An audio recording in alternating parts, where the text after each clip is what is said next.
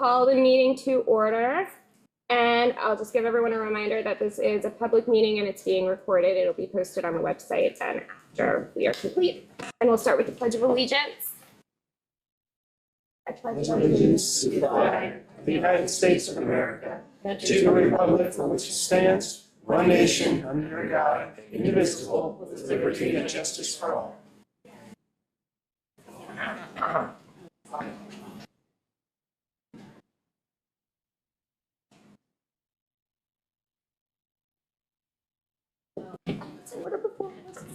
Sorry, Melissa. I was watching the clock and I. No, there was somebody that needed help. Oh, yeah.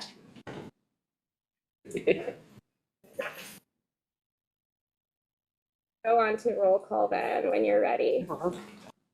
Yes, okay. All right. Councilmember Reimer? Here. Councilmember Weinhofer? Here. Councilmember Brunner? Here. Councilmember Barnett? Here. Councilmember Valente? Here. Councilmember Berkeley? Here. And Council President Gajewski. And we have a note here that we did have an executive session on January 29th, 2026 to discuss a litigation matter involving 1741 Paper Mill Road. And now we'll move on to public comment. So these are, does anyone have any public comment pertaining to the agenda or items on the agenda? I don't know. It's did away with the agenda, not agenda. But yeah, these are on the agenda. Adrian JD, 48 Cardinal Road. I have two things. One on finance transparency and the other one on economic development. In terms of finance, we heard from the CFO. We did a clear walkthrough at the recent finance meeting. That was a real improvement. But the problem remains the public still doesn't get the documents in time, and the written record doesn't preserve the explanation. We've seen the agenda tonight, but it's still not enough. Residents shouldn't have to reconstruct major financial swings by watching video and pulling transcripts. Here's the concrete example. The end of January cash investment snapshot shows total cash and investments dropped from 7.66 million to 6.08 million on January 31st. That's a 1.58 million drawdown, about 20.7% in 1 month. This is an outlier. This has never happened in the past 6 years. I think I looked back. So compared to recent years where December to January drop was half of this. So when something like this happened, we need to understand why. It's that simple. The packet, therefore, should include a simple one-page cash bridge that answers what drove it: payroll, insurance premiums, capital pay applications, transfers, debit service, whatever. And the minutes should summarize that explanation, but we need the documents. We just don't need the finance, the CFO, whatever his position is. He said a few things, but we need the actual documents. So my ask is, first of all, post a monthly finance packet at least 48 hours. I understand, but I don't know how long we paid him. I would assume since 1st of January, I don't know, but the question is, all that was published is a simple income statement, a P&L, what it's called. That's a click of a mouse on an accounting software. I don't think that's sufficient.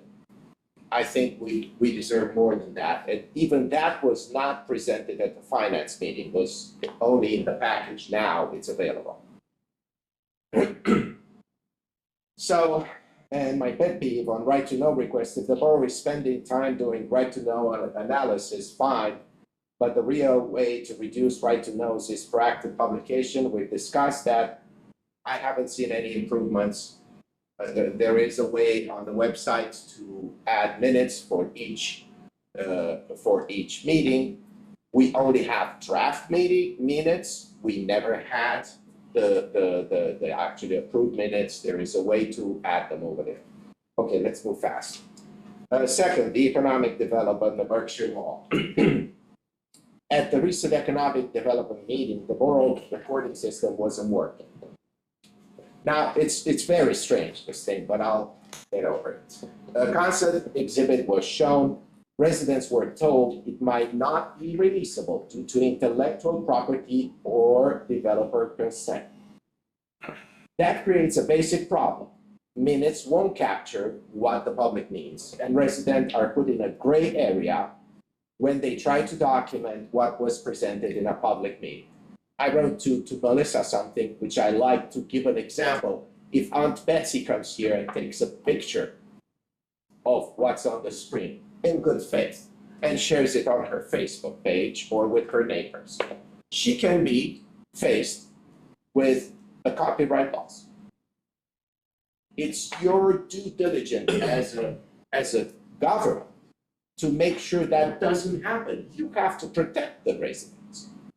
So before you get the guy to come here, you tell him, buddy, you either release this or we don't have a meeting. That's simple. Okay? So this can be publicized, concept subject to change. I have to tell you, I got a 30-day with a right to know request for that map. Now I got a 30-day extension on it. That's ridiculous. Absolutely ridiculous. So I'll stop here. There was more to say, but thank you very much. Is there any additional public comment regarding the agenda? Okay, I did want to allow, Diane is here to speak about the Armed Forces Day Parade. Hi. I've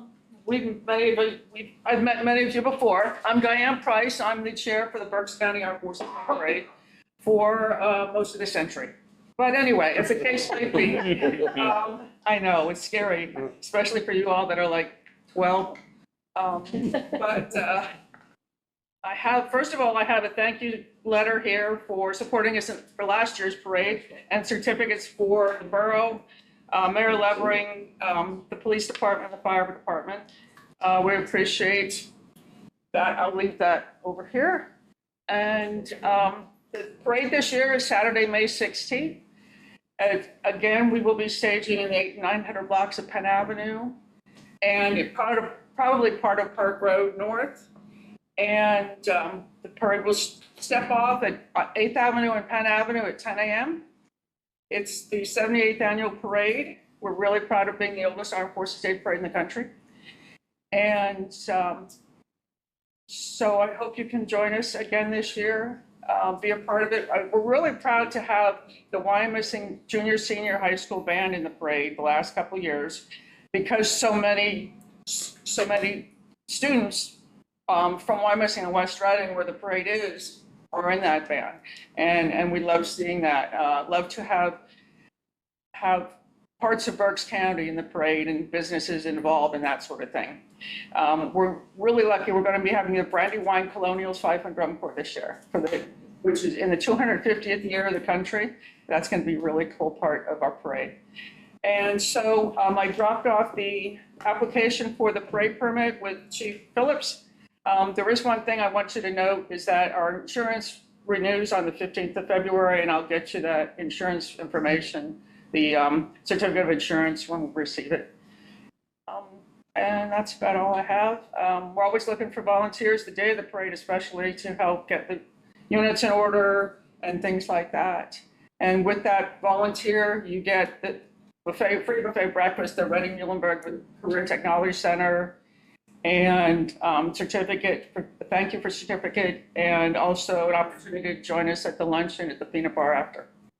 So thank you again, and good to see a lot of new faces, some faces I've seen for many years, but thank you again.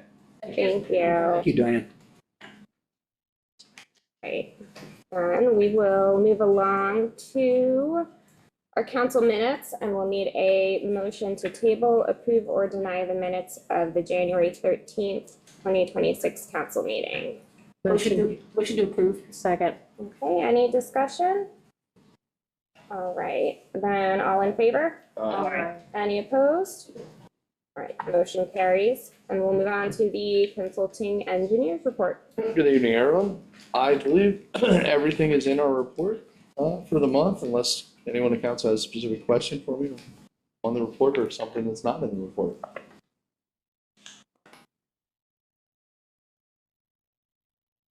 Motion to approve the consulting engineers report. Second. Any discussion? All in favor? Aye. Any opposed? All right, motion carries, and we'll move on to the police chief and the mayor's report. Thank you. I don't really have anything to add to the report unless any of you have any questions, but otherwise the chief will review the highlights of his report, and there is a motion that he will ask one of you to make. So go ahead, chief. Good evening, everyone. Brief highlights of my report. We were available for service 3,937 hours. We handled 634 calls. 135 of those were in our business districts and 36 in our residential communities. It took us an average of 6.49 minutes to arrive on location, and we spent an average of 24.7 minutes on a call. See the training that we conducted throughout the month, and we gave our assistants to other agencies 26 times and received it 15 times. Those of you that were at the Fire and Police Committee meeting know that that snowstorm gave me some extra time to get it completed, my annual report. So that is in, I believe, the minutes for Fire and Police. So I can't be discussed at that point, but that was submitted and reviewed at that committee meeting. I want to announce that on March 23rd, I've worked with Colleen. I'm going to be doing a kind of like a town hall with at the library, starting at 6 o'clock. I'm going to kind of talk about the police department, things that we do, talk about how they can find out information, things that are on our website. Detective Sergeant Quinter is going to talk about fraud, and then have some time for a question and answer type of thing. So the library is going to put it on their website, social media. I'll be putting it on ours beginning of March. So hopefully we get some good attendance there that night.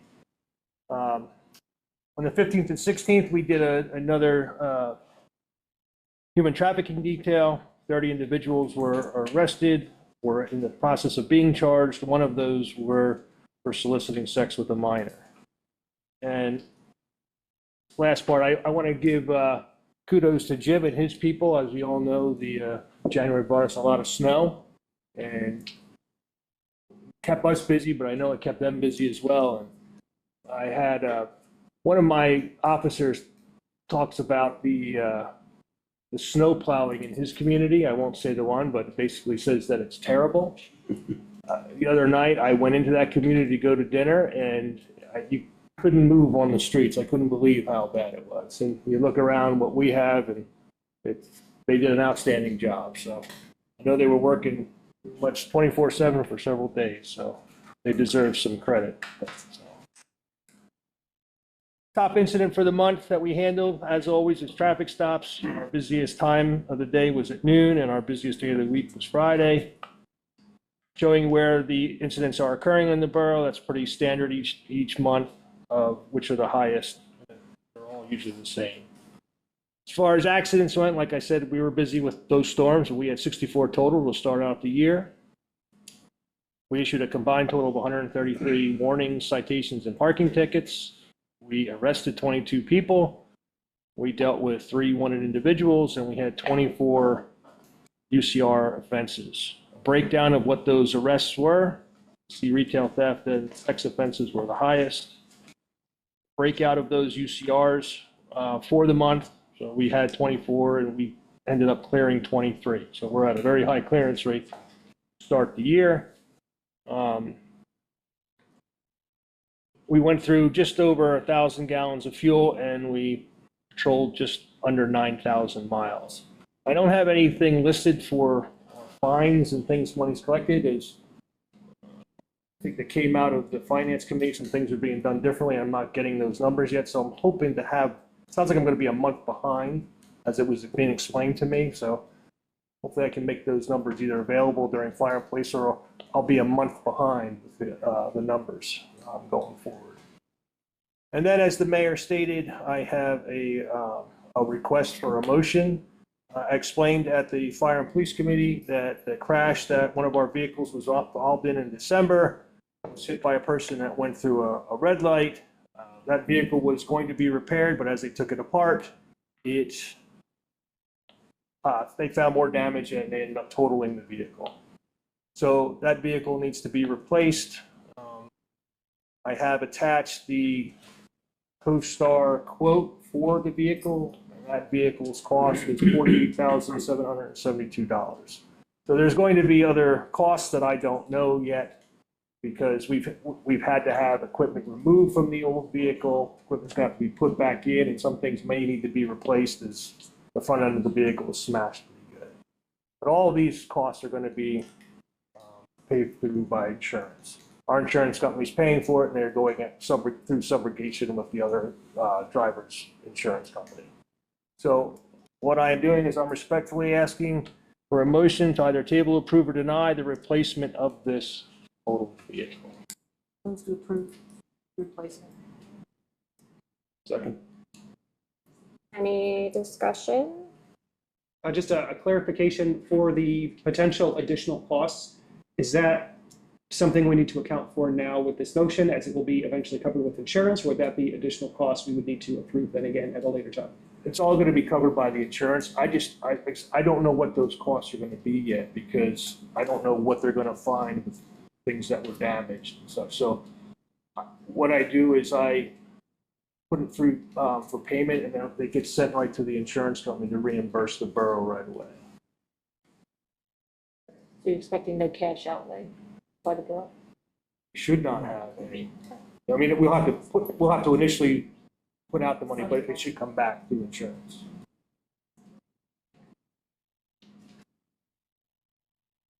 Oh, on the materials that accompanied the report, I think you could refer to that based upon what was presented to you in the report to authorize the replacement of the vehicle.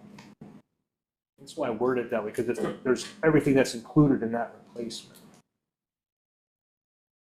We have a motion and a second. When our insurance rep gave us a report a few weeks ago, we talked about the premium increases and significant events that had happened. Is this gonna count as a significant event against us? It shouldn't, and that it wasn't our fault. Right. Doesn't mean it's not going to. I mean, the carrier is going to look at total claims. Yeah. Whether they were our fault or not, they're going to look at payout. So I think a lot of it's going to depend on the coverage the other insurance has, how that shakes out. Doesn't help. Yeah.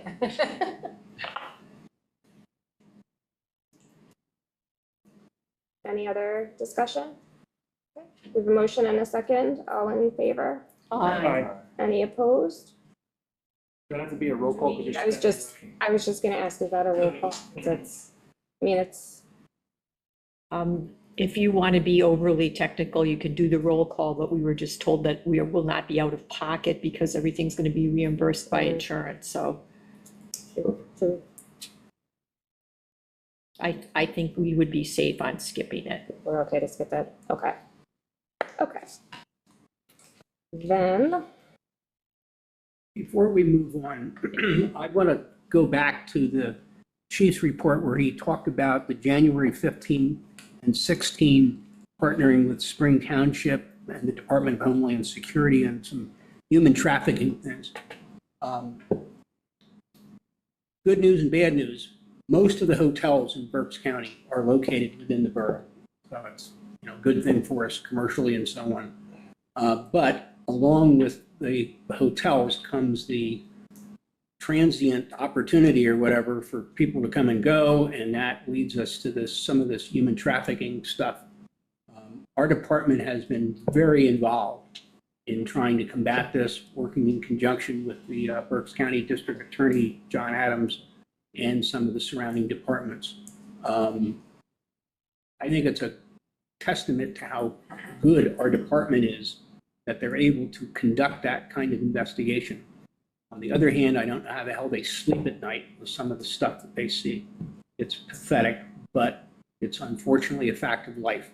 And I really commend our department for doing such an outstanding job in this regard. Can I ask a question regarding that?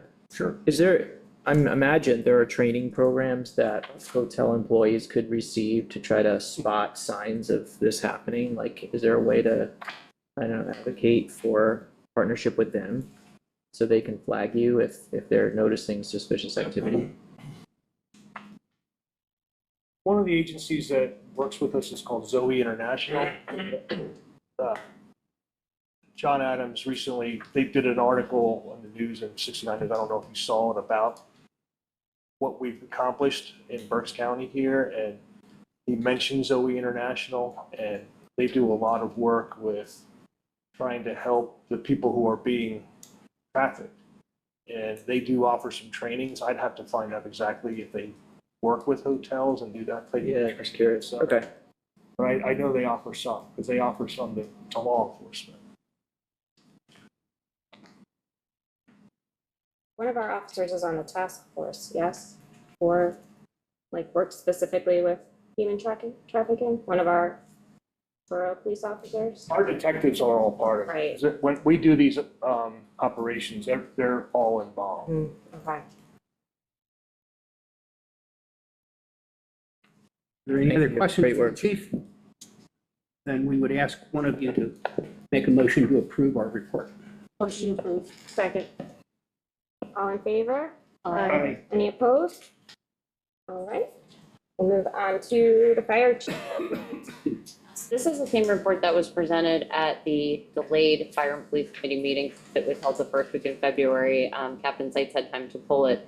Jenna, you are correct. I misspoke at the meeting. I was operating off a black and white pie chart that did not show me actual colors. So mutual aid given versus received. Captain Seitz is still working on pulling the report, but we gave aid 83 times. We had to have received it more than 43, but the numbers were reversed based off of what I said at F&P. We do have a ticket open with the reporting system as to the issue with that mutual aid received, that we're not able to pull updated numbers. Otherwise, monthly response for January is the same as the yearly response, 182 calls. Average personnel per incident, 4.17. Average response time, 1 minute, 11 seconds. A total of 74 hours of training was completed by the department in January. They had 26 overlapping calls. Busiest day of the week was Saturday, which was only a weekday. 0 fire loss. 9 pre-plans were created and updated. You can see the inspections that were completed as well as the corrective action reports.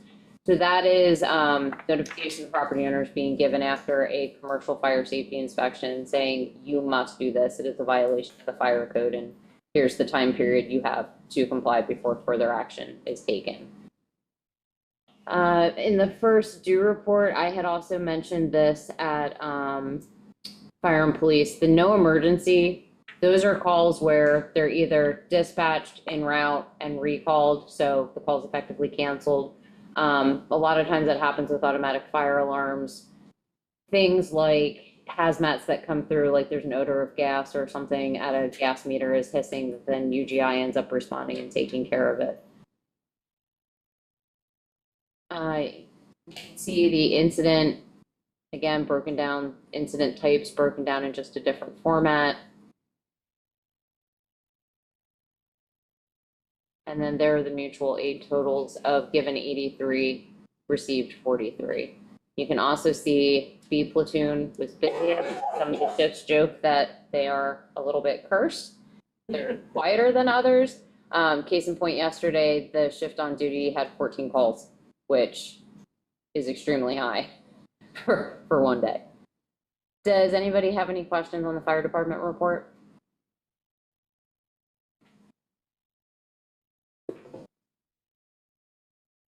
Thank you.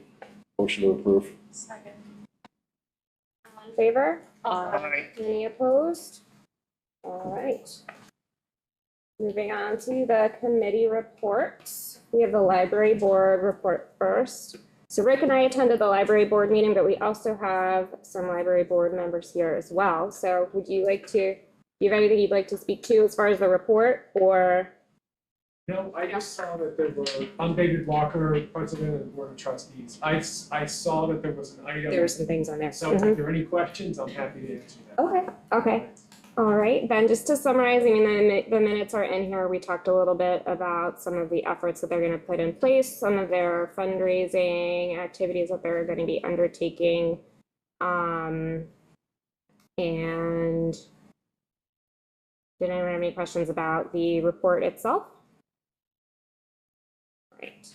And we'll move on to discussing whether we should request to have the library board or the Wyomissing Borough Council Library Liaison, whether we should request that the Wyomissing Library Board make that member a voting member of their board. We are currently I think I said that the right way. Currently, we are a representative. We attend the meetings, we participate, but we do not have a vote at the table. We did previously, and we do not, which I believe was at the request of council at the time. So I know that there was some discussion about wanting to make that request, and we wanted to just bring that here to see whether that was something we wanted to move forward with. Given my participation in the meeting and what Rick has said, it doesn't feel exceptionally necessary to me at this time, but I know some others. So I don't understand why we would want to do that. I mean, they're doing their thing. We own the property. The property needs to be fixed. We fix it. It has to come through this committee anyway. I don't understand why we'd have to bother. Why do we want to do that? Yeah, it's my understanding that it was a voting seat in the past, and that was changed in recent years. And considering we support them with over $300,000 plus a year worth of financing between maintenance and support, I think it makes sense to be able to have one vote at the table, but that's only my opinion. Yeah, I agree, and it was not, I don't believe council voted to ask the library board to change that. I think one person did that, and I think it was represented as coming from council, but I don't think it was. Okay. Okay, what do you think of that? I honestly don't have an opinion on it. I will say that. Switzerland. Yeah.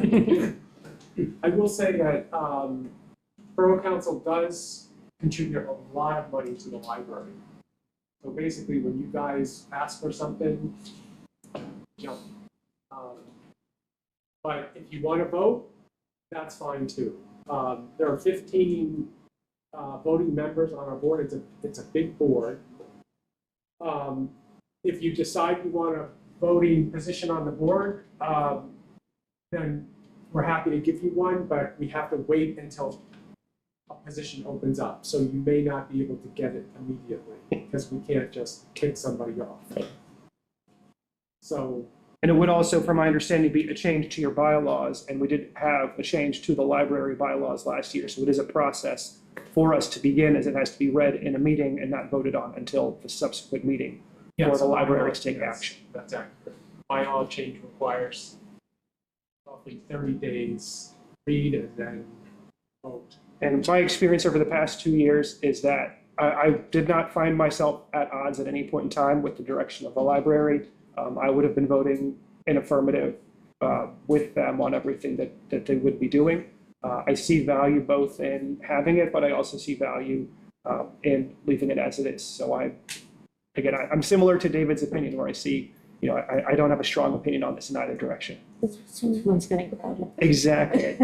Would it be possible for the next time that there is a voting seat coming available? I'm assuming you would get notice from a member who is rotating off. Could you let us know so that we could discuss it again at that point in time prior to filling it? Yes. Is that possible? Yes, Okay. it is. Okay. Yes. And then we can. I have to make a note to myself to remember that. Well, we'll be there too. Yeah. So one of us will be at the meeting so we The can. reality of it is we can't be on We the. couldn't no do one it on this now committee anyhow. can be on the board now. You have to change your bylaws to allow it to happen. Mhm. That's all gotta happen. Yeah. We don't Doesn't- change our. There's nothing saying that one of the 7 of us can't put their hand up to say, I want to be on the library board, and I would expect that you'd probably get in. It's voting member. Yeah. Okay. When the voting member comes up, when a voting membership comes up, so. I'll make a recommendation to table this for now. Yeah, I don't think we even have a motion. I think we just wanted to discuss it and see if that was something we wanted to, yeah. There's a motion. Is it a motion? Sorry. I Second the motion. skipped that. All right, any additional discussion? Okay, then oh, wait, all in favor of tabling the request? Any opposed? Okay. We'll move on to, we will need a motion to table, approve, or deny the library's 2026 fundraiser, subject to the language to be provided by the borough solicitor and further details to be provided by the library board. I don't have the technical language, but I know that they are hoping to have a fundraiser that sounds like a lot of fun, and they would need to serve alcohol there, and so we would need to, do you want to? Well, I think I can work with Yeah, Melissa to you- make sure that the minutes reflect what I'm going to say, but I Okay. think what your motion should be is to, first of all, do a one-time waiver of Chapter 16, Section 102P, to permit the use, possession, and consumption of alcohol on the borough-owned property, and that would be subject to the provision of proof of insurance satisfactory to the borough manager and the solicitor, and obtaining a special occasion permit from the Pennsylvania Liquor Control Board if required. I would make that motion to approve. Second. Any discussion? All right, all in favor? Aye. Any opposed? All right. Next, is a motion to table, approve, or deny, appointing Adam Berkeley as the council member liaison to the library board with a term expiring December 31st, 2026 in replacement of myself. I am certainly hoping to continue attending the meetings because I actually really enjoyed that meeting, but in an effort of, making sure that someone is consistently there, Adam is able to do so. And so I'm hoping that we can move forward with just making that switch from me to him. Make the motion to approve. Second. Any discussion? All in favor? Aye. Any opposed? Okay, and then we'll need a motion to approve, deny, or amend the library board report. Motion to approve. Second. Discussion? All in favor? Aye. Any opposed? Okay, we'll move on to the personnel committee report, which is me. We had a very, very long executive session with Dr. Is it Wendell? I don't want to pronounce it incorrectly. Who has been working with the firefighters. She's been doing a lot of work with them, helping us to understand what their needs are, helping, just to kind of understand ways to all the things, improving their relationships with each other, our relationship with them. We then moved on to discuss the fire chief position. We changed the description slightly based upon some input from the firefighters and some others. And then nothing else too notable. There is I'll get to that next. Does anyone have any questions about the report itself? Okay. Then we will need a motion to table, approve, or deny ratifying the motion made during the personnel committee meeting to approve the changes to the fire chief position description and to commence with the hiring process. So we are recommending that we move forward with that. Motion to approve ratification. Second. All in favor? Aye. Okay, any opposed? Okay, and then we have next to discuss is resolution number 2026-09, a resolution of the borough establishing a wage garnishment fee for employees. So that is essentially passing on when it's needed the $50 wage garnishment fee that we are charged by our payroll processor that would be then charged to the employee when it occurs. So, okay. Any discussion? All in favor? Aye. Any opposed? Okay. Then we just need a motion to approve, deny, or amend the personnel committee report. Motion to approve. Second. All in favor? Aye. Any opposed? Okay, on to the Infrastructure Committee. Okay, Infrastructure Committee, thank you. Madam President, what is that? Madam. Infrastructure Committee met on January 20th, 2026, and we have a few things. We have a motion on the table, and the committee is recommending authorizing payment application number 2 in the amount of $44,634.60 to J&S Paving and Excavating for the West Lawn Interceptor, and I will go ahead and make that motion to approve. Second. Any questions? All in favor? Aye. Okay, Yeah, you need a roll call for all that. right, we'll do a roll call. Councilmember Reimer? Yes. Councilmember Weinhofer? Yes. Councilmember Brunner? Yes. Councilmember Barnett? Yes. Councilmember Valente? Yes. Councilmember Berkeley? Yes. And Council President Gajewski? Yes. Committee is recommending approving authorization of payment application number 4 in the amount of $16,081.64 to Gord H. Baver, Inc. for the Berkshire Heights Playground Project. I'll go ahead and make that motion. Second. So last payment for this project? No. No, but it's on budget. We should roll call? Councilmember Reimer? Yes. Councilmember Weinhofer? Yes. Councilmember Brunner? Yes. Councilmember Barnett? Yes. Councilmember Valente? Yes. Councilmember Berkeley? Yes. And Council President Gajewski? Yes. And then we have resolution number 2026-12. You want me to read this? You want me to read these? I think you said yes. Sure, I mean, it's reflected in It's nice. everyone's materials and it's up here on It's a that. resolution authorizing the Council of the Borough of Wyomissing to enter into an intergovernmental agreement to establish the Berks County Uniform Construction Code Borough of Appeals in cooperation with participating municipalities within the county, and I'll make the motion to approve resolution 2026-12. Second. Any discussion? All in favor? Aye. Any opposed? Okay. The only thing before we close this is I want to, again, applaud the guys and the gals out there who were cleaning the streets. I mean, did a good job. I, along with some other board members, went on a trip with them. It's not as exciting as I thought it was. I tell you, I have to admit, it wasn't as exciting as I thought it was. Brought an extra cup of coffee and spilled it all over the place, so it didn't much matter. But, you know, well done. And the other thing I'd like to compliment, and it'll probably come up in the record, but is the pond, for the fact of the matter, they figured out a way to make that pond work, even though it's only 2/3 of it. You know, by piping all the way around it, sticking the water in from the other side, at least we have 2/3 of it open. I would hope at some point we can get that thing fixed, that the whole thing can be open, but it would have been a shame to have the weather that we have now, and the only good thing you get out of it is ice skating, so well done. I'll make a recommendation to approve the Infrastructure Committee report. Second. All in favor? Aye. Any opposed? All right, on to the rec board report. Thank you, Council President. So at Rec Board, we did hold reorganization, so I was elected in charge of Board President, and Sally Donato was Vice President.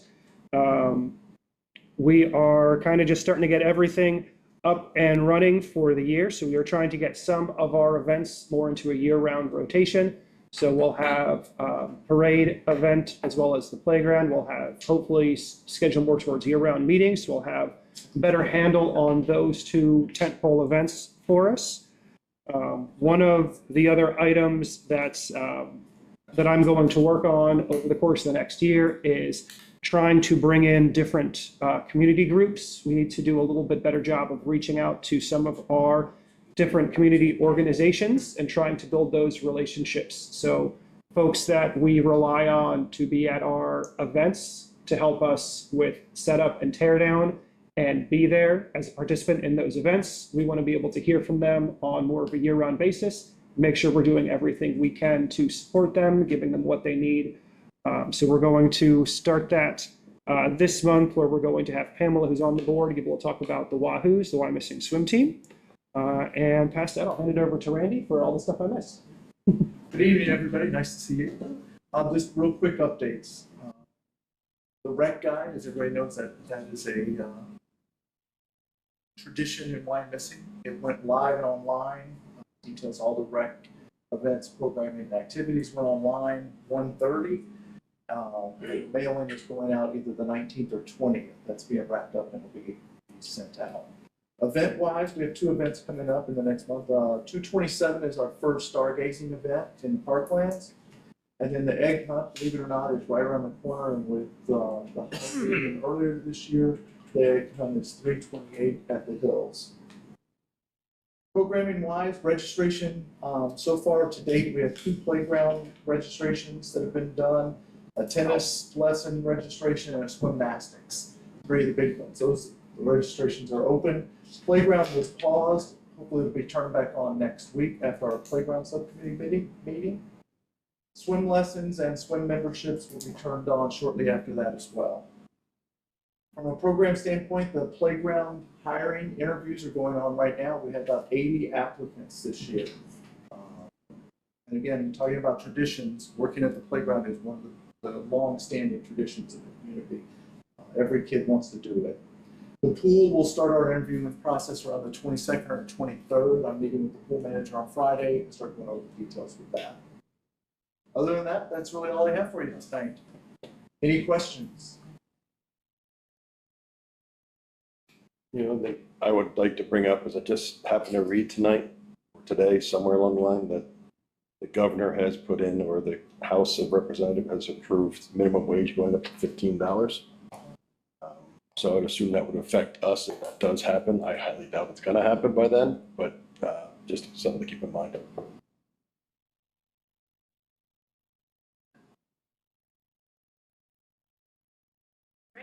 We will look for a motion to approve, deny, or amend the Recreation Board report.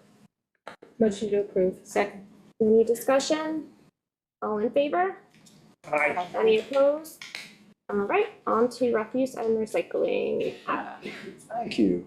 We had a very interesting refuse and recycling meeting. We had a significant number of visitors to discuss the possibility of a single-use plastic bag ban. And that took up a significant, that was a significant showing from the community. We ultimately decided to table the preparation of that ordinance because we felt we did not have sufficient information to make a decision to move forward. We then moved on to an environmental advisory commission, which has previously, I know, come before council. And we do feel that there are advantages to creating such a commission. And there is an ordinance that had previously been written and not approved by council. We also reviewed the refuse and recycling, landfill, and yard waste. It seems to be an evolving situation with the new contractor.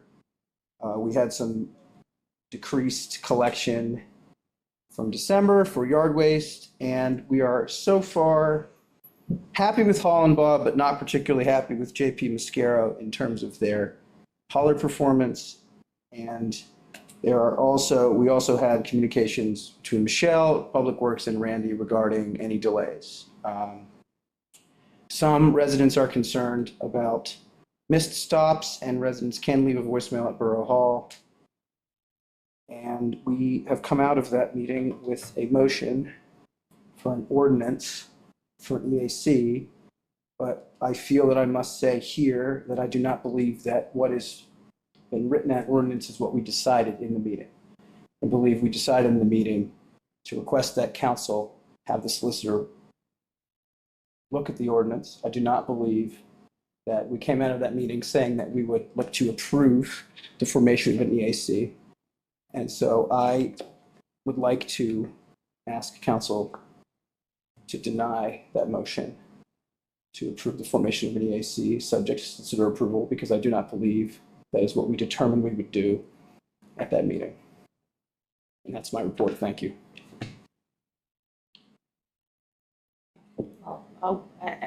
At the meeting, I believed the EAC, a draft ordinance had been prepared, had been reviewed by our prior solicitor. And when it got to, at the approval of council, but when it came to council to advertise the ordinance, it failed on a 4-3 vote. So we do have a proposed ordinance which had been approved by prior council, and when I voted in favor of it, I understood that we were asking council to authorize the advertisement of the ordinance, subject to a final review by our new solicitor. I'm in agreement with that. That's what I believe that was the plan. I remember there was a discussion that we were going to ask this current solicitor to review it. So I thought it would come back, and you had changed it and said, well, if they review it, maybe we can just move it directly to council. So I believe that was what I voted yes on at the meeting. Which would make sense if there hadn't previously been stated concerns that council did not previously feel they had the understanding of what an EAC did. So we went right back to where we started, which was to not provide council with sufficient information to show the advantages of an EAC. And so I feel that we've put ourselves in a position, yet again, where we're asking council to approve something they may or may not feel comfortable doing, which was the entire point of having the review prior to asking council to approve it. So we jumped ahead for no reason, and now we've put ourselves in a position where we're going to have to take a tough vote, which we may lose, because we weren't willing to be a little bit patient.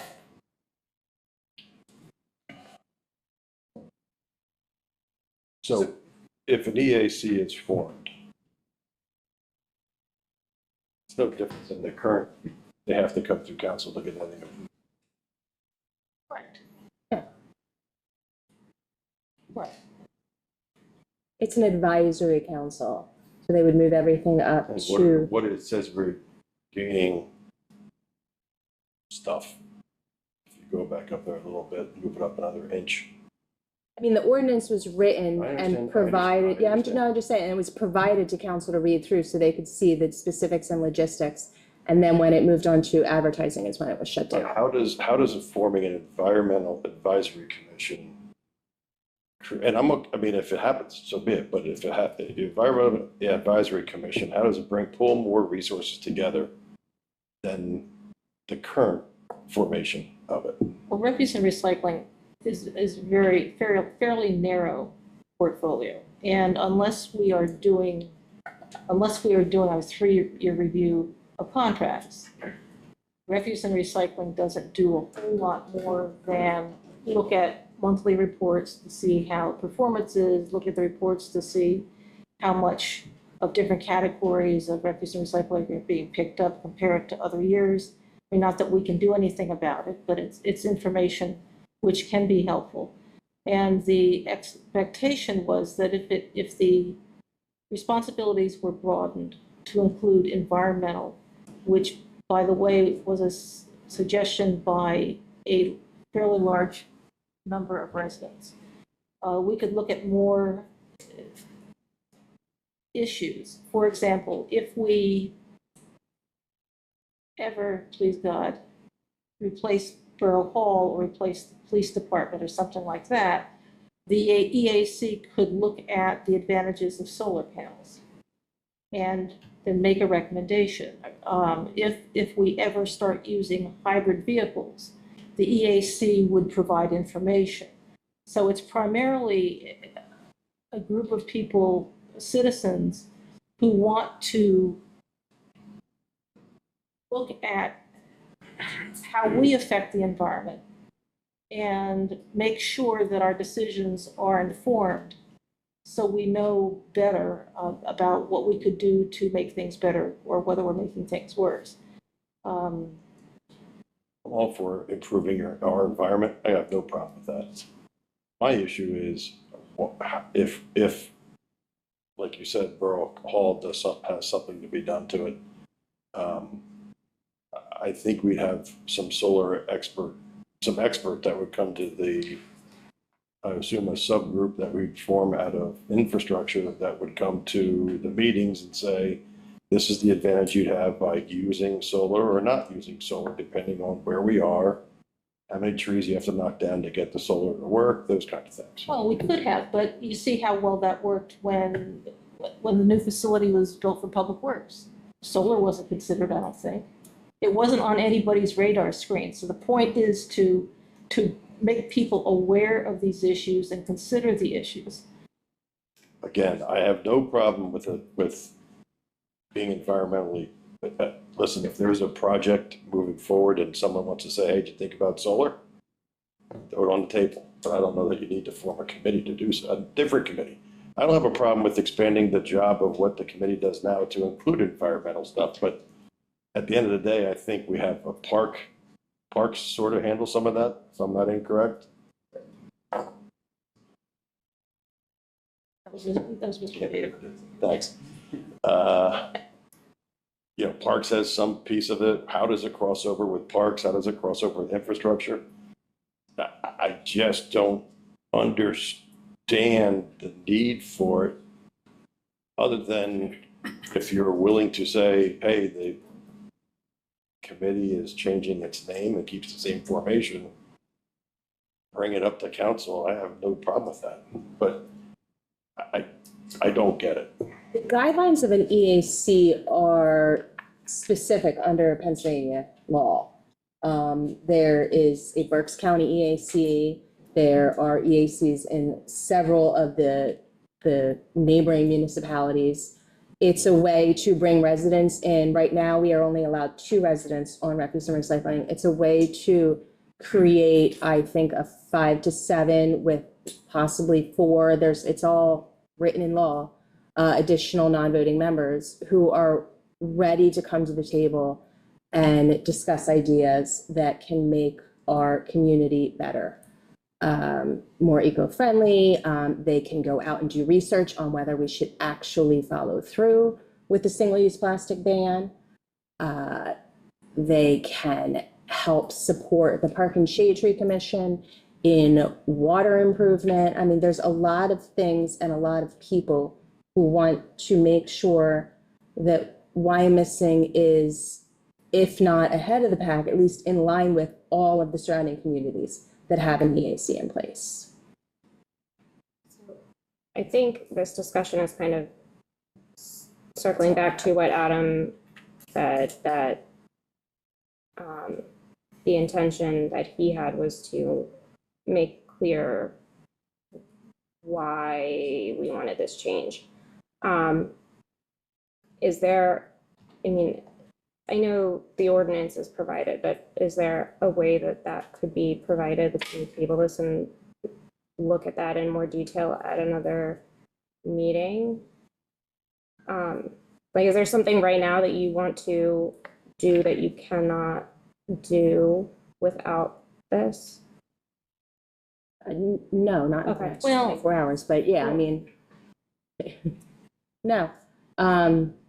I just think it's imperative that Wyomissing adopt an EAC. If anybody needs more information other than the details that are in the ordinance, we can drag up plenty of information. No, but I would say that there's a lot of people are in support of single-use plastic banning. And they've been to our meeting, EAC, the refuse and recycling meetings twice. They're going to be presentation of municipal law section meeting later this month.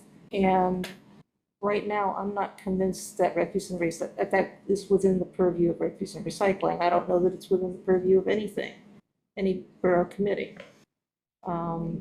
If there were an EAC, that would be the appropriate place.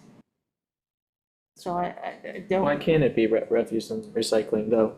It's not in our, within the guidelines of the ordinance, I don't think it falls. So why don't we change that ordinance to allow It has to fall somewhere. refuse and recycle? It's got to fall somewhere. I mean, we I need mean, to if be there's able an to rule on. EAC if there's already an EAC for the county, is that what I'm hearing? Yeah, the county has one, neighboring municipalities has one. Has the, Yes, has I mean, any of the there's- this isn't being discussed tonight, but has any of the county or any municipalities enforced a single plastic bag usage? Sorry, I used the wrong terminology. Reading is in the process of it. City of Reading. I personally wholeheartedly support the goals that are stated. My concern is that I feel like, starting this year, we're not in crisis mode, but we're all very worried about expenditures and resource utilization. And I just don't know how we'll be able to achieve the stated goals by, we're circling the wagons, and this seems like sort of a goal that's outside of the core of what we're trying to address right now, which is to get our finances in line and make sure that, we're still preserving the resources that make the borough what it is. So I think that's where more information comes in, because if we're, meeting once a month, and who's doing the survey, the data, I don't know how we're going to achieve this without spending time and money. But I wholeheartedly support being stewards of our natural resources. I hope everybody would support that. So I think we can still do that. And just punt the formation of the committee for now. I think that we have a group of very enthusiastic residents around this issue. And I think that they have come a lot of times asking for us to try to do something. In my opinion, this is a net good for Wyomissing. I hear what your points are, and this is the sort of thing that in this committee, whatever, they would be the ones tasked with doing it. So obviously there are no additional funds to provide them with a budget this year. So those are not additional costs we can incur. So it's residents' time and it's residents' effort. And so, I think that it's imperative to hear the folks when they're talking to us. And, we need to I feel like we need to invite these people in to be able to move forward with this. I think it's net good for Wyomissing. Yeah, I think the only cost would be the cost of advertising the ordinance. I mean, there's going to be the cost of reviewing it. We're going to send it to the solicitor for review, which goes, so there are costs associated with all of it. I mean, nothing we do is without cost.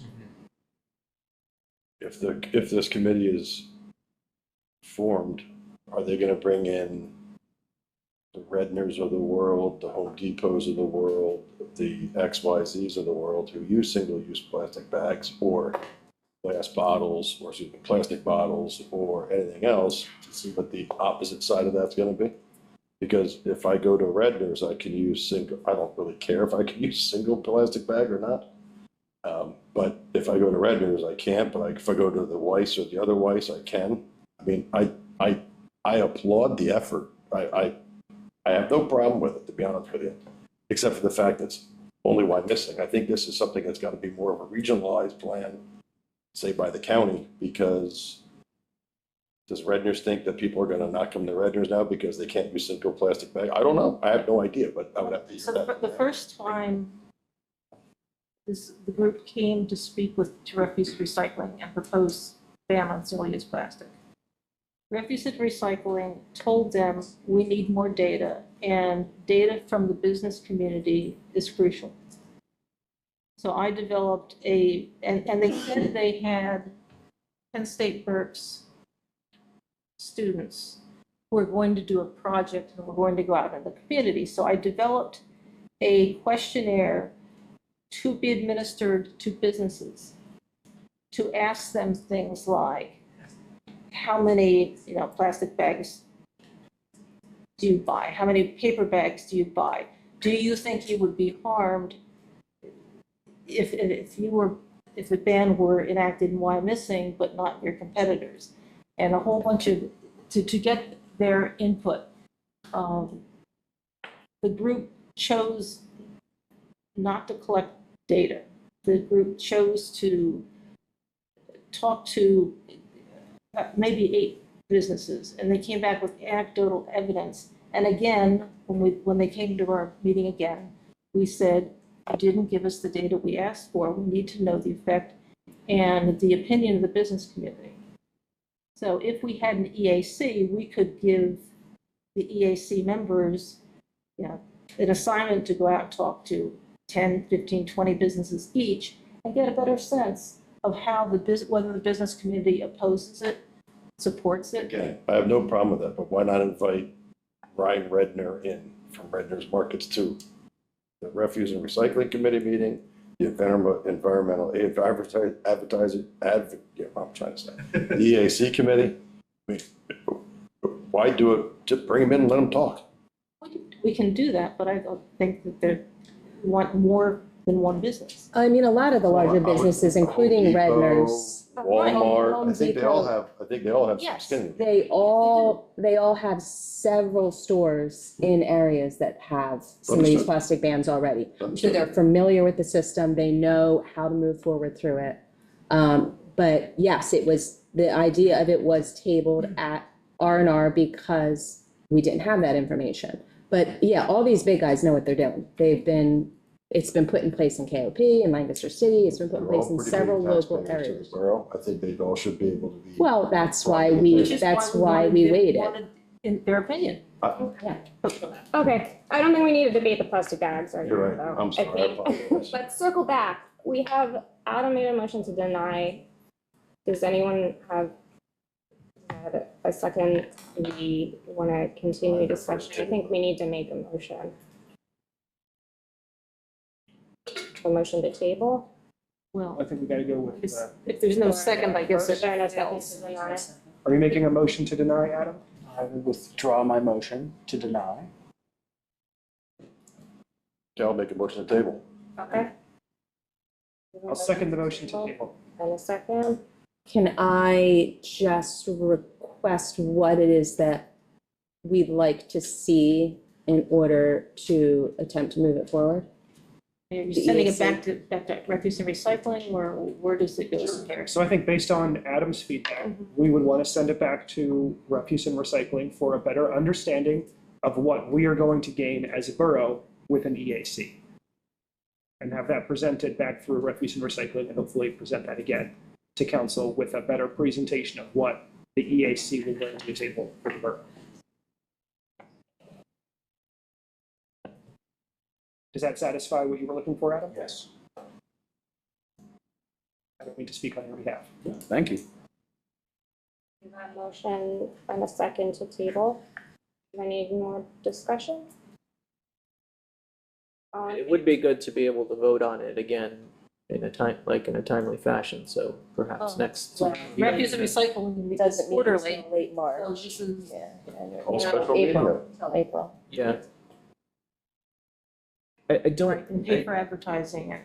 if the plan, the structure, the goal, the scope is outlined better.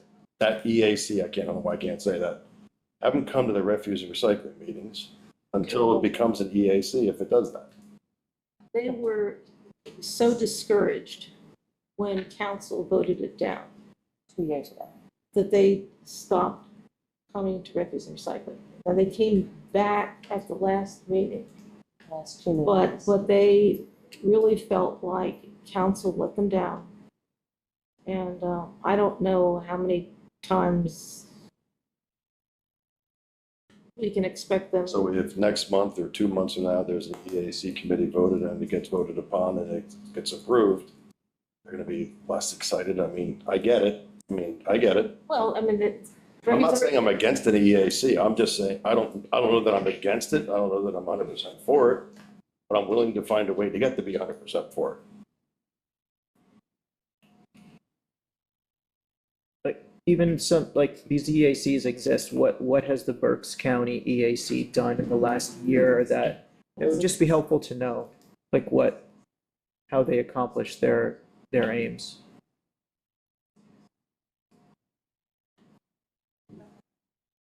We have a motion and a second to table.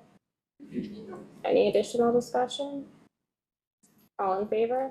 Aye. None opposed? Nay. No. Did we roll call? No. No. Okay, 5-2. all right. I would recommend, though, that the R&R committee invite Ryan Redner in. I mean, he lives in the borough. I mean, I think he would be able to give you some unbiased advice. You might recall that when one member of Refuse and Recycling had the nerve to talk about maybe approaching Ryan Redner and asking whether he would be open to putting a sign in front of the store reminding people to bring in their plastic bags, she got a major smackdown by the president of council, so. Well, that person's But that- not here anymore, That so council's gone. that council's gone. So what's the point? And And I have no problem if Ryan wants to put a sign up saying, please bring your plastic bags back. I think it's awesome that he would do that. I don't know that he's done it, but I hope he does. It'd be great. Along But those same with lines, Home I would Depot also and add, Walmart and- I would also add that I take my plastic bags that I used to put in my recycling can over to Redner's, where they have tubs Yep. to put them in, and on the tub is a notice of what you can put in there, which sounds very much like everything we used to collect in our recycling. Okay, we'll move on to the park and shade tree. We need to, Oh, sorry. So moved. You need a, Second. all in favor? Aye. Any opposed? Okay. Park and shade tree submission. The Park and Shade Tree met on January 28th. It was a pretty standard small meeting. We had some discussions about Earth Day and Lucy Crumbs possibly hosting a bird walk in the parklands. We're still working on the Memorial Bench, Memorial Tree program to get that finalized to bring before council. And the specs for the sign, for the trailhead signage were presented. There will be 7 trailhead signs. I don't think we have a motion on this, but I don't know if it's something that needs to be voted on. There's 7 trailhead signs. I believe there's 10 trails, but only 7 substantial ones that we developed sort of description for them to make sure that it meets ADA guidelines, accessibility, size, font, contrast, and presented them. I sent all the information to Randy. He's going to meet with the printer to get those signs printed. The Public Works Department is creating the beautiful landscape for the signs. It's this huge Corten steel frame. They're doing that. The majority of this money, with the exception, I should say all of this money with the exception of our match, is coming from some grants. In part, the BCPC grant and the Schuylkill Highlands, correct? As well as the Rotary. As well as some from the Rotary, correct? So yeah, that's all I really have for Park and Shade. If anybody has any questions, I'm willing to answer them. All right, then I'll just need a motion to approve, deny, or amend. Motion to approve the report. Second. All in favor? Aye. Any opposed? Okay. On to economic development. Mr. Mayor. The committee met on January the 29th, and we had a full house. We had, in addition to our Economic Development Committee members, all the members of council, with the exception of Steve, was not able to be there, but I did speak with Steve at length on the phone afterwards and filled him in on what was discussed. So I therefore don't think it's really necessary for me to go through the minutes here, chapter and verse, although I would say 1 or 2 things. Most of the meeting had to do with the redevelopment of the Berkshire Mall, which is, of course, near and dear to many of our hearts. We had a presentation made by Peter Abrams and his attorney, Mark Kaplan.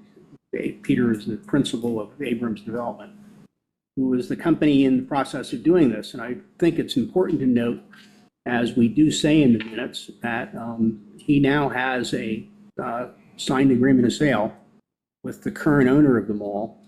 He has made a very substantial deposit and is proposing a middle of May settlement date. So this thing's going to move rather quickly.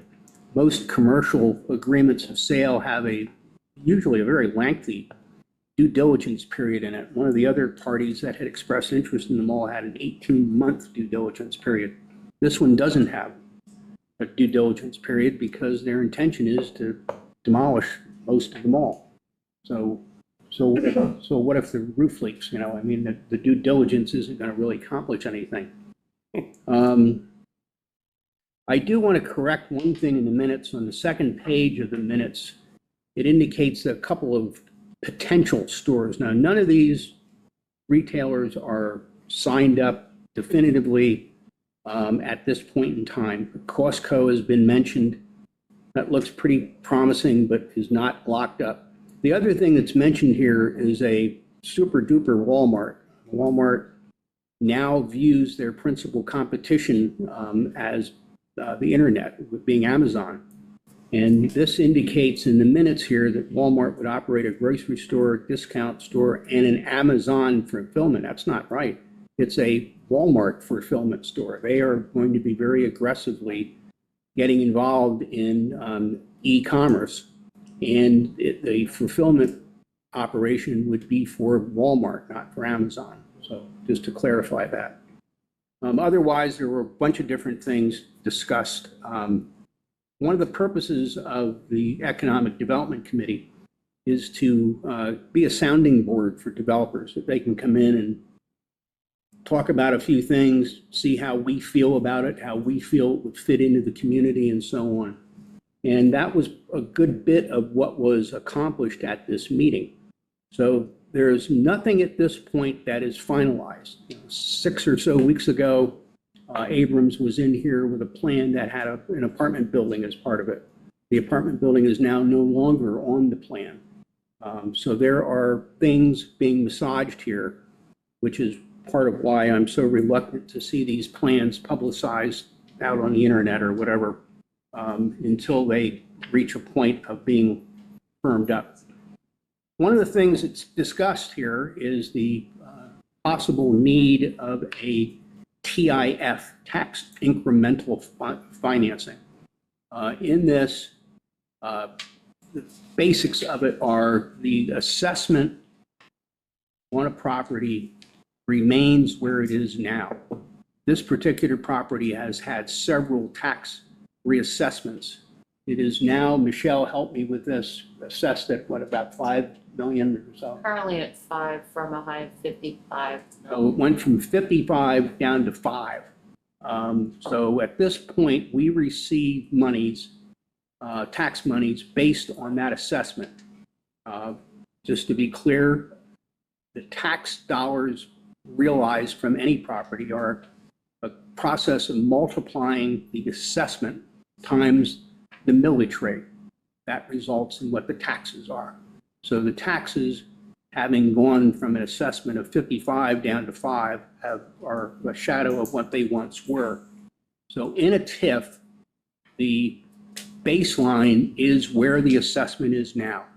So we are receiving significant monies based on a $5 million assessment, but not nearly what it was. And that wouldn't change. The increase in the assessment as improvements are made to the property would generate a higher level of tax revenue. Those revenues are used then to pay off whatever is being financed by the TIF. Good example down at the end of the West Shore Bypass, where it meets Perkiomen Avenue, is a shopping center. And they did a TIF there because there were major road improvements that needed to be done. So that was a site that didn't have something that needed to be demolished, but the roads needed to be greatly enhanced to be able to handle it. And it's worked well. There was also this same sort of financing used in a couple of other instances, like up at the Cabela's up in Tilden Township, where there were major improvements made to Route 61 in order to facilitate that shopping center. So the monies are used to pay down that debt that's incurred by those extraordinary expenses. And it's set for a period of time. So the developer, Abrams, right now has people working on a very detailed proposal as to what a TIF, if it should come to be requested, and it hasn't been at this point, what exactly it would look like and how long it would last and all that stuff. So it's premature to have any more of a discussion of it than that, but it was important for the developer to roll this out and get some feedback from the committee, which we did. We also had representatives from Senator Judy Schwenk's, State Senator Judy Schwenk's office here. We talked about some possibilities of how the state might be able to help with some of these extraordinary sort of expenses. Concurrent, not dependent upon this, but concurrent will be the improvements to State Hill Road. So there's going to be a lot of stuff going on over there. And over in our neighbors, Spring Township on Broadcasting Road is a major big development that's now doing site work and so on. That's a greenfield sort of thing. There's no building to be demolished and so on, but it's a big project. There is not any sort of TIF associated with that one. But again, there wasn't something special like this demolition work that needed to be done. At the Berkshire Mall, we have the demolition of most of the mall with the exception of the Boscov store is what is proposed. But then there's also a lot of utility work that is all now directed into one thing that has to be separated and so on. So it's a very complicated thing. So we'll see how that turns out. The other thing I wanted to point out here is we have some other things going on. There is a 54-unit apartment building proposed for the north side of the Park Road Bridge. As you cross over the bridge before you get to on the right-hand side is the Loomis Conference Center and then the Willoughby's Restaurant. There's a parcel of land right at the end of the bridge where a 54-unit apartment building is going to be built. They are doing site work, which was then interrupted by our snowstorm. But there had been a big pile of fill there, which is no longer there anymore. So that work is underway. We also, as you all know, have a conditional use hearing for another apartment building up here at the corner of Park Road and Penn Avenue coming up. So there's a lot of stuff going on in the borough right now. The other thing that's highlighted here is the Sheridan/Crown Plaza. That was purchased by a organization that bought half a dozen or 8, whatever it was, hotels around the country. And we're kind of working on them to bring them up to speed one by one and have encountered some financial difficulties. And that has resulted in some problems over at the site. Our code people have been over there looking at things to figure out whether there's adequate heat in the building and so on. At this time of year with the weather we've had, you can imagine about frozen pipes and whatnot. So that has been unfortunately delayed a bit. So we'll see how that all turns out. But I think the good news here is that there is a lot of very strong, important projects well underway now in the borough. And I think this will go a long way toward stabilizing our finances for the coming years. So unless any of you have any questions, I'll ask one of you to make a motion to approve that report. So moved. Second. All in favor? Aye. Any opposed?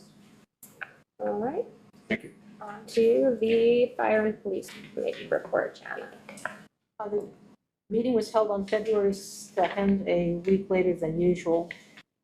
And Melissa's done an excellent job of memorializing what was said, so I'm not going to repeat that. I think most people will be interested in the Lawndale Road traffic study. In the past, we've had many residents come in and express concern about whether it was dangerous for people, particularly pedestrians, but also concerns about the speed of traffic and flow of traffic. So there was a traffic study done, and eventually Chief Phillips got a written report, which was discussed in detail in the committee, and there are a lot of concerns about whether the report took into account things like where kids leave the elementary school and cross the street,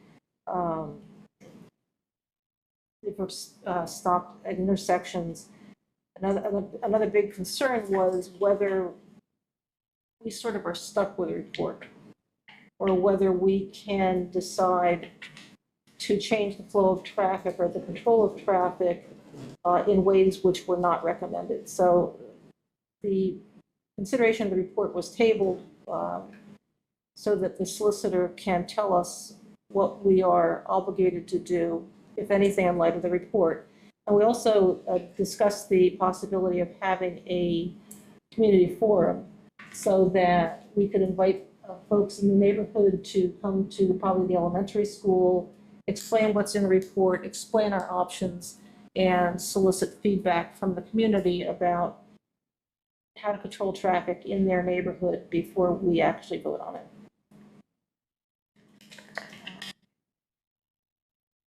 We also are very lucky that Captain Sites is willing to continue working with us, albeit on light duty. You'll see from the different reports we get from the fire department how crucial he is on preparing or informing us of what the department does. So I would ask that there currently is a memorandum of understanding between the borough and the union allowing him to work on light duty, and I'm asking for a motion to approve the execution of a new memorandum of understanding between the borough and the union, which would allow Captain Sites to continue on light duty through December 31st, 2026. And the thought is also that we should have a new chief, and he would be very helpful in making the transition, informing the new chief about how we do things and working to make departments stronger. So is there Motion to approve. Second. Motion and a second. Any discussion? All in favor? Aye. Any opposed?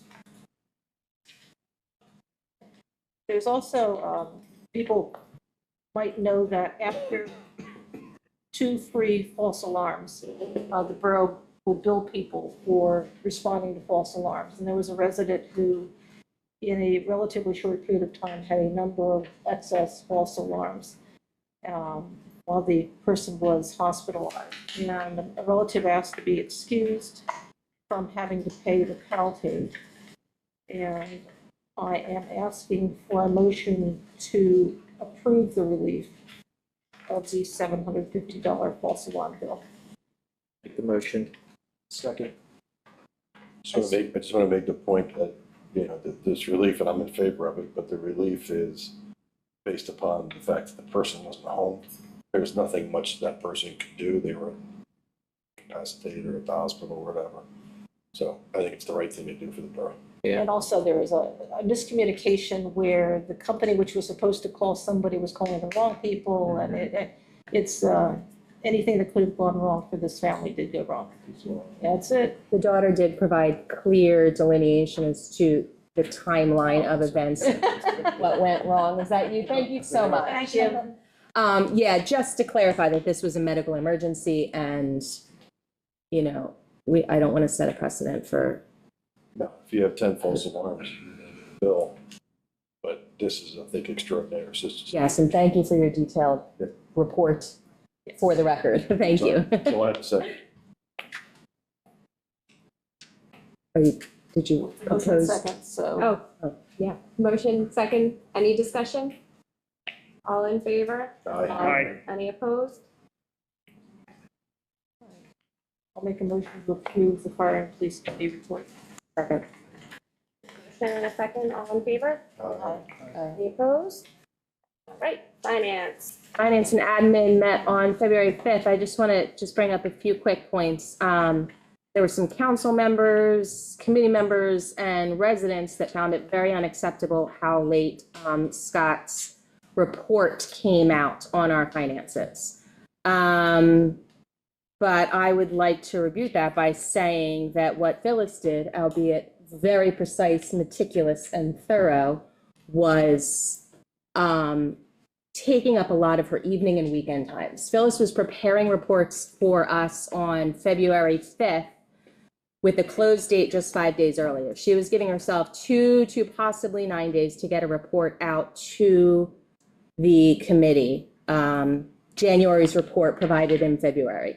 So there was approximately an extra 20 plus hours of work to prepare these each month, a lot of evening time, and this is not a common practice. So in January, we should be receiving November's report. In February, we should be receiving December's report. That would give her the 1 month window to finalize all those numbers, which means other tasks can be prioritized. I mean, she is spending so many days prioritizing these tasks, and she did a wonderful job. But we need to fix the system. We brought in a new set of eyes as Phyllis is retiring. Scott's found a lot of ways to pinpoint streamlining the process, providing real-time budgeting efforts and availability on the website. The reporting is going to be geared towards the decision-making of council to help them with their decision-making versus an extensive amount of numbers, although they will also be provided. We had a long presentation from Becky at the Berkside EIT to talk about what they did there with us. And then we talked about the CFO business manager, / finance director position. The numbers that were put on the agenda weren't accurate. That's not what actually the committee was looking for, or council was looking for, or staff was looking for. There was some discussion that we want to readdress what this finance director or equivalent type position is going to be, and rewording the job description as well as figuring out the salary for that. So finance has sent that back to personnel committee to sort of look at those numbers. And the last thing was I had proposed possible lowering of budget line items to be, to reel in some of the spending to make sure that we didn't go over budget, to try and keep the budget line items a little bit lower. It was just my proactive effort in budget planning to prevent using general funds to supplement the revenue that was not coming in or the spending that was going out. I was one of 7 who gave anything to the table for that. Nobody else really proposed much. The goal of the finance committee moving forward is going to be to work on developing long-term financial planning. It's not something the borough's had in place, and it's something we absolutely need. The key is really to just show the public that we're moving in the right direction, and to successfully close the gap between budget cuts and increased revenues.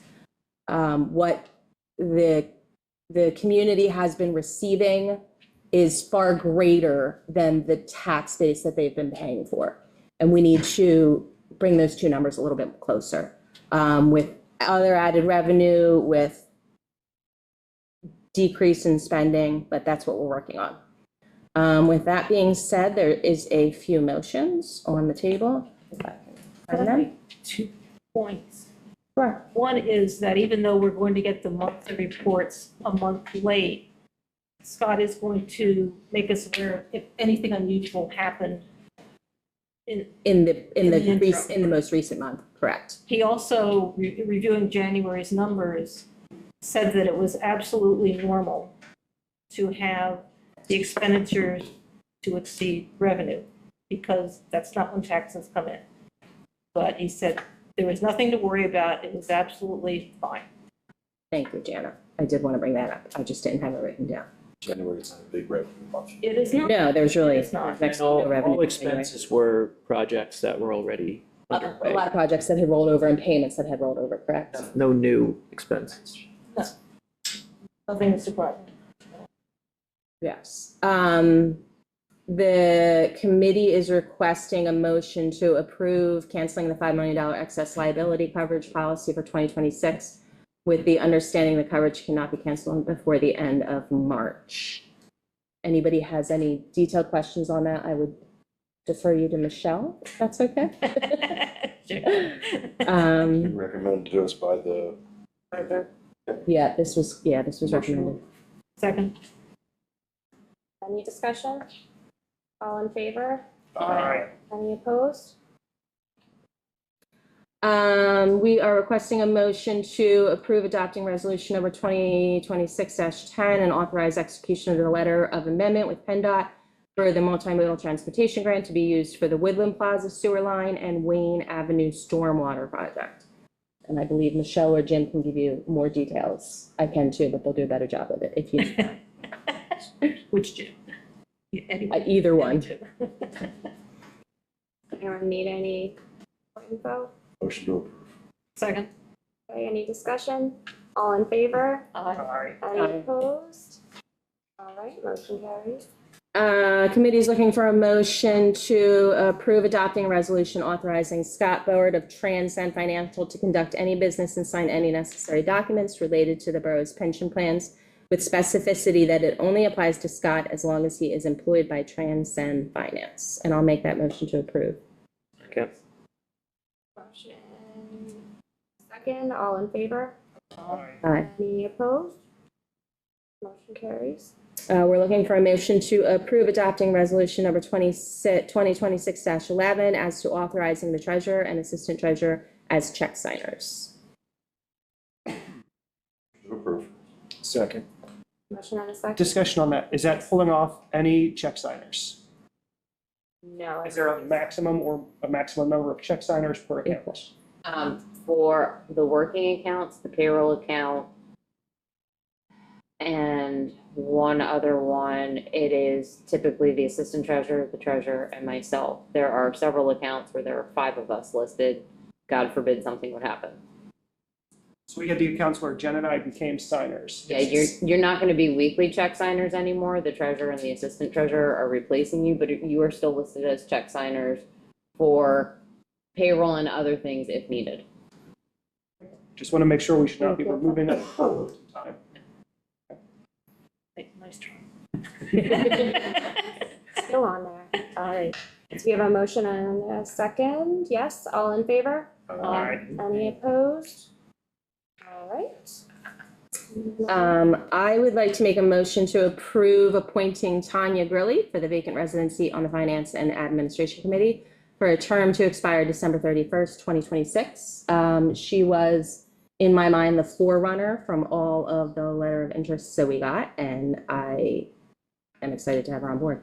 Curiosity, how many did we get? Letters? 4, 5, I think more like 5, but but one of them was also One of them was Bill Glasser, who was already appointed the assistant treasurer, I believe.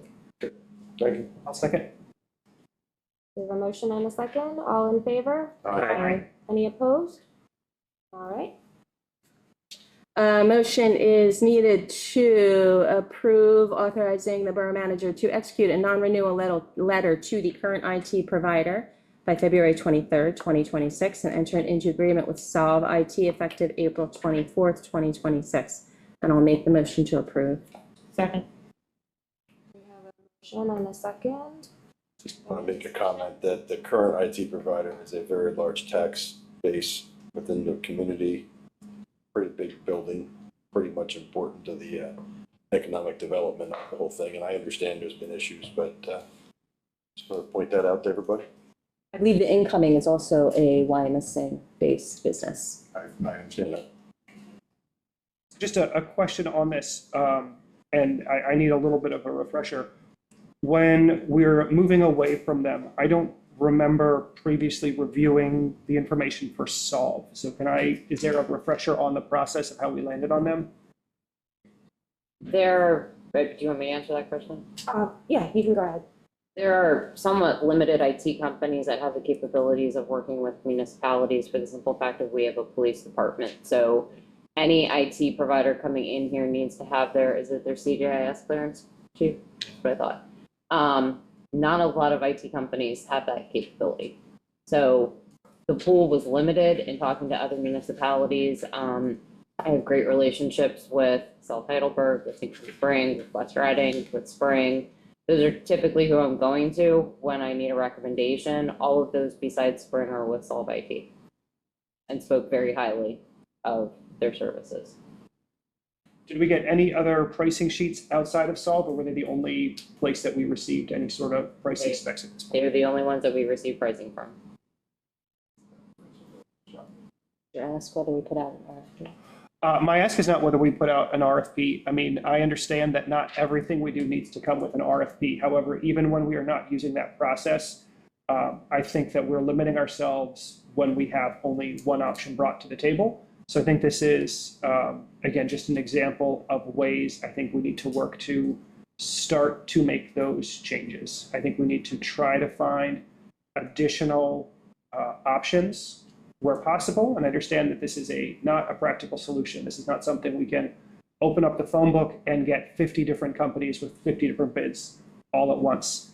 But I think this is something that, we need to look at starting to get more options as we go through so we can make decisions at this table as we move forward, not just up or down on individual company. I think if I can add, just to add to that, I think it would be appropriate to give that instruction, like when we have the initial discussion about making the switch. So when Michelle's looking into it for the first time, then she knows and she can bring that to us at the time. So, because it's not always going to be necessary, but if it is, we can let her know when and when it's not, so that she's aware of what we're looking for. We can compare, what our renewal would look like with our current provider with the parameters of the new contract as well, at least for reference. I found that to be helpful. I know it's not a new, but that at least is something we can use for comparison, that I use for comparison.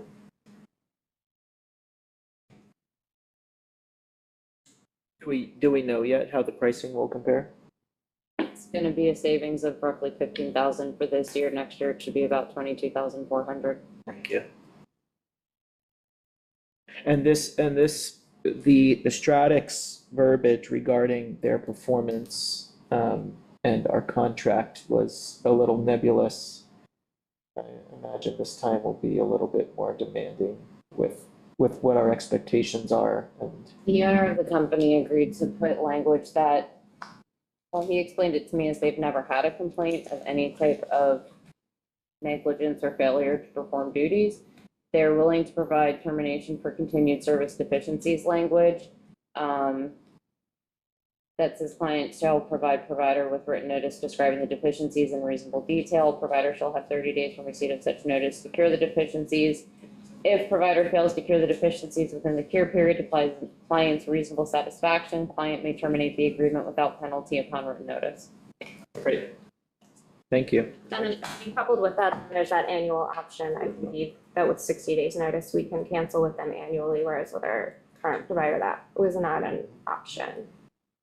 So I do think there's opportunity to review them and, look at that proactively if we think that there are issues.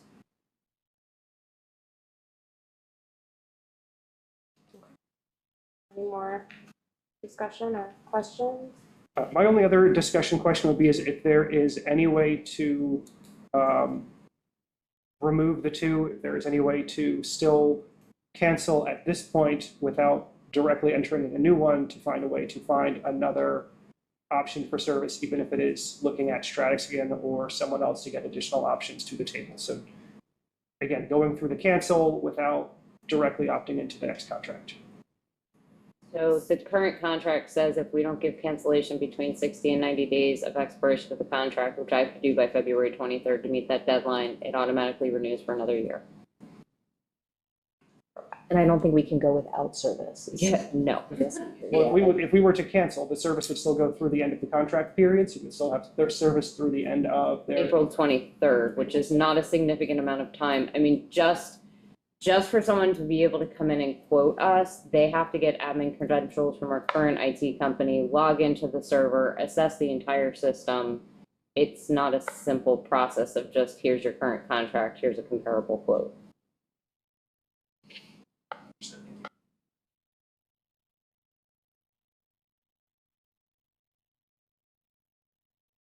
Any more discussion or questions? And the contract would be 1 year with this new server company? It's a 3-year contract. There's two options that I've read. Correct. I mean, it depends on, do we want the cancellation or the non-cancellation? It just increases the fee. The annual fee goes up a little higher if you're going annually versus 3 years.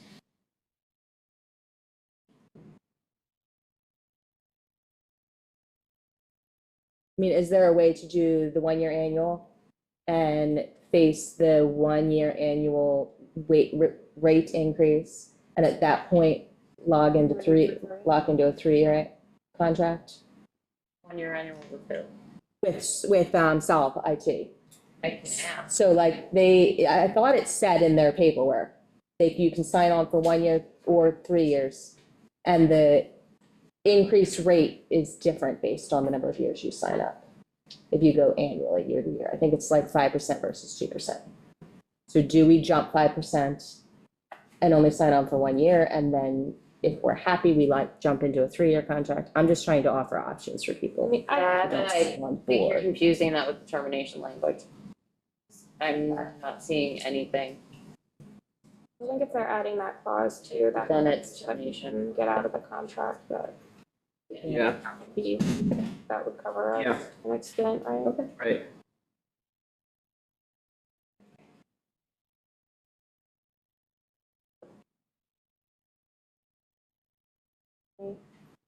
Additional questions? We had a motion and a second, yes? And does the motion indicate if we're going into, do we have to indicate if we're going into the 1 year or the 3-year contract with the motion? There isn't an option to go into a 1-year contract. Okay, my apologies, thank you. I think it's a 3-year contract and then the verbiage in there, it's in. I apologize for muddying the waters. Maybe? Yeah. Okay, so motion and second. All in favor? Sorry. Aye. Any opposed? Nay. Motion carries. And I just need a motion to approve Finance and Admin Committee So report. Second. all in favor? Aye. Any opposed?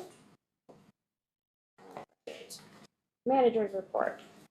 Good evening, council.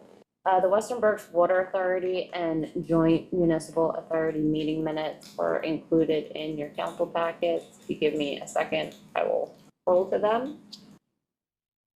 Oh, I forgot how long printout agreements are. Exceptionally long. Very long. Easy to fall asleep to. Yes. Okay, in respect of everybody's time, I will skip over that. A motion is needed to table, approve, or deny accepting a time extension through April 15th, 2026 for approval of the MET 2.0 land development plans. And just a little backstory for new council members who have never been through this process before. The borough under the municipality planning code has a very specific time window when land development plans are submitted for which we can either approve or deny. So in the case that we are not doing that within that time period, it's actually the developer that's granting us the time extension, not the other way around. But I know it sounds confusing sometimes when reading it. So you want a motion to approve? Yes, please. Make that motion. Second. Any discussion?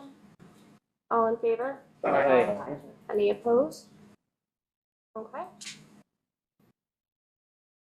I'm respectfully requesting adoption of resolution number 2026-13, a resolution of the Council of the Borough of Wyomissing, Berks County, Pennsylvania, in recognition of the life and contributions of Corey Jones. So moved, and no, Second.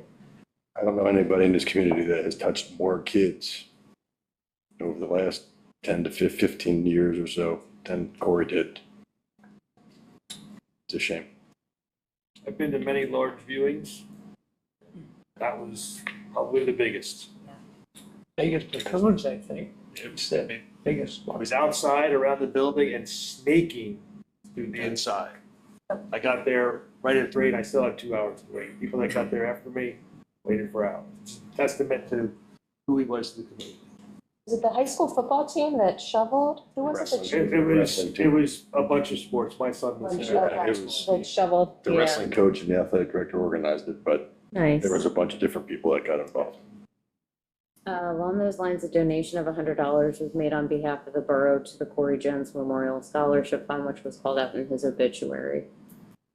The zoning codes report, which includes zoning hearing board activity for the month of January, was included in the So we didn't vote on it. Sorry. Sorry. We had I a know we had a motion. motion. We have a second too. Yeah, we- Okay, all right, all in favor? Aye. Any opposed? Okay, go ahead. The zoning codes report, which includes the zoning hearing board activity for the month of January, has been included in your council packet. And finally, I'm requesting a motion to approve authorizing the Borough Solicitor to file an emergency petition for injunctive relief with the Berks County Court of Common Pleas against the owner of 1741 Paper Mill Road related to code violations and emergency access to the property. Motion to approve. Second. Any discussion? All in favor? Aye. Any opposed? All right. We are moving on to the treasurer's statement. Thank you, Madam President. I agree wholeheartedly with what Jen's comments are regarding the Financial Committee. This is a perfect time to look at the situation, the financial procedures, the reporting, what have you. And I applaud the council being aggressive in doing that. I request that I would love to be part of that if you deem it proper. I only have a couple comments. The reporting this month looked at January of this year versus January of last year. So I only have 3 comments. One is, I think we all know about the cash and investments from last January to this January. It's down $2 million. We all know about it, but we have to keep it in our mind that this cannot continue. Secondly, I've just mentioned the real estate transfer tax was down last January to this January, $330,000. It's a lot of money. It was a sale. That was one story. It was That a was- sale. Right. But I'm just saying, it's $330,000 Out the window. less revenue. That And- $30 of cash was not included in the budget for 2026. Yeah, it was- We took out the large. No, it just, it wasn't anticipated. anticipated, discussed during public Agreed. comment, looked bigger than necessary. And the last one I want to comment on is general insurance. Last January was $173,000. This year was $360,500. So that's more than double. So that's my only comments regarding the treasurer's report. Thank you. Who's on? Say 300,000. All right, well, then we are looking for a motion to approve, deny, or amend the treasurer's statement of operations The only report. comment I have, Dave, is you're on the committee, so why wouldn't you have a say in anything? Well, I agree. Sorry. So moved to approve. Second. Any discussion? All in favor? Aye. Any opposed? All right. The accounts payable, the general fund. You review that, that's all included in there, right? Motion to approve all those. Sewer fund, refuse and recycling fund. Second. All right. Any discussion or questions? All in favor? Aye. Any opposed? All right. Do we have a tax collector's activity report? Motion to approve. Okay. You got one. Yeah. Is there one in there? There is, okay. Okay. All right, then we just need a motion. We have a motion to approve. Second. Second. Any questions? All in favor? Any opposed? All right, and then we are on to our public comment again for non-agenda items. Or agenda or non-agenda items.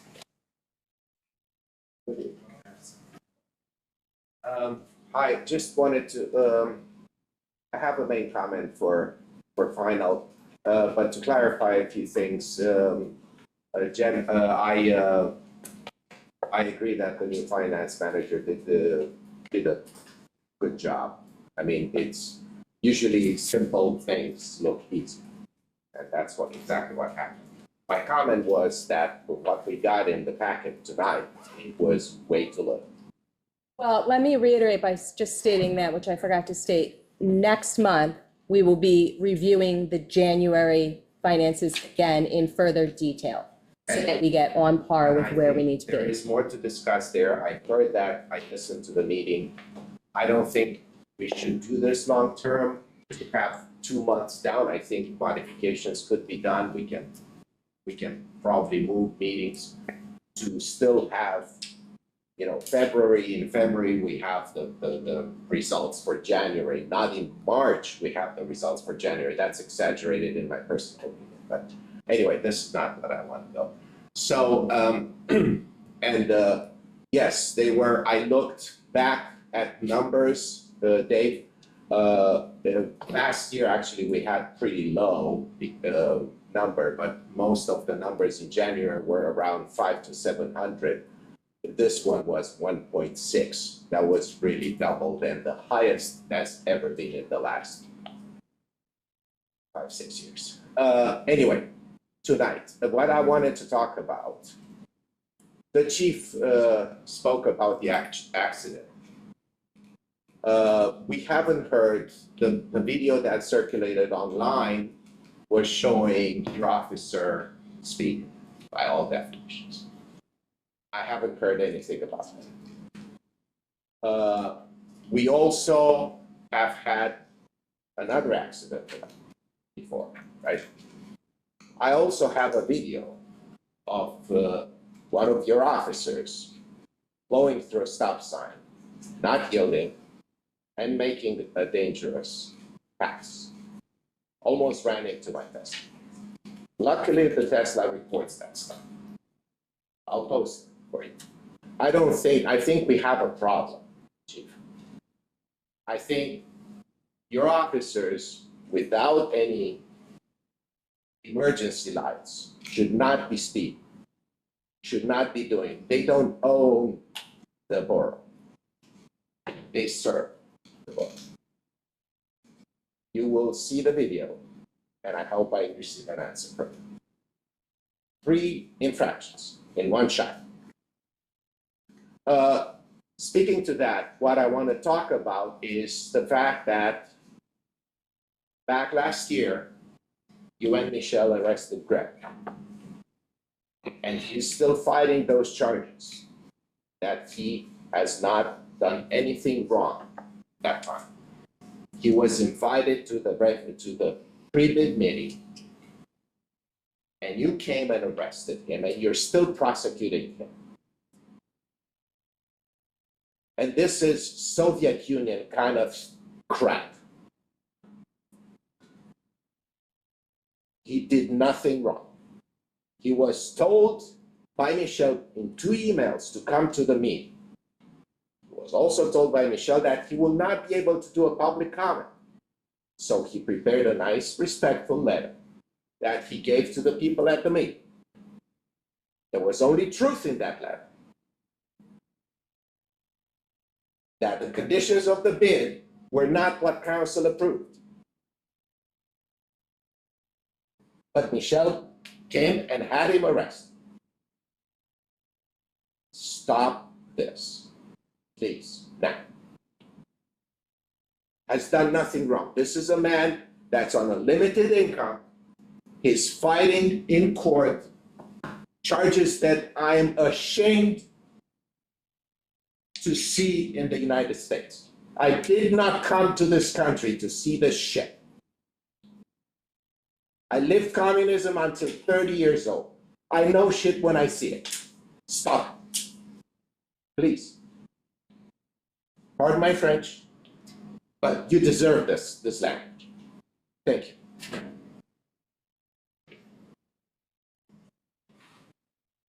No additional My public comment is that I think our police department, while not perfect all the time, has done yeoman's job. So I think the majority of the community feels that way, John. So I just want to make sure you heard that from somebody here.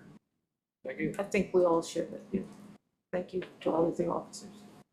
And if somebody did something that they shouldn't be doing, I'm sure the chief will address it with an appropriate manner. I have to know about things. Exactly. I don't drive around in a car with every single person every day. I will give you the video. Just had a quick reminder. Yes. Chaz from Representative Spare Frank Sons. Department tax our rebate season, real popular. You can get a lot of money back for especially seniors, people on limited incomes, police, office. After that, or any other state related concerns for across the street. Thanks. Thank you, Chair.